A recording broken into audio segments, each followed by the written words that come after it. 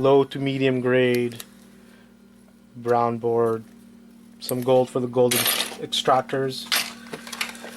Let's see about this one, the Hot Wheels game. See what's in that one. I'm pretty sure we're gonna find the exact same thing, but you never know sometimes.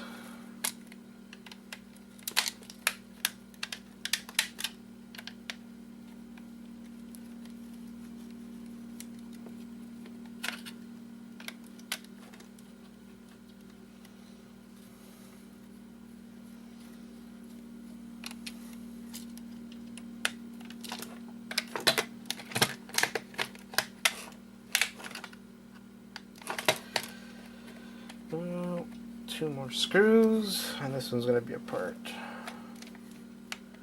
Oh, this one's from Mattel, 2005. That's interesting.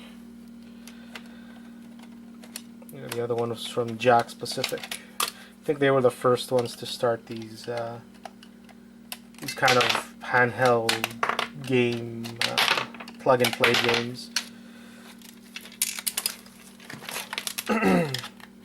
And I think the guy who asked me about them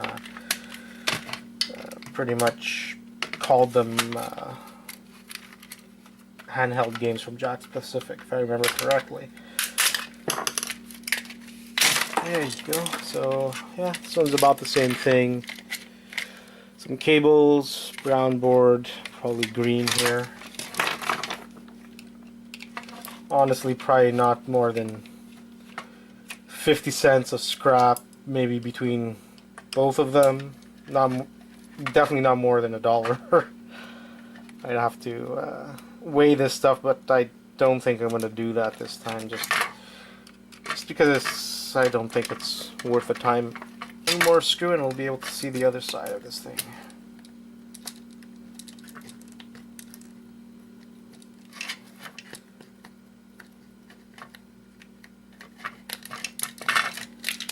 Go. One more screw.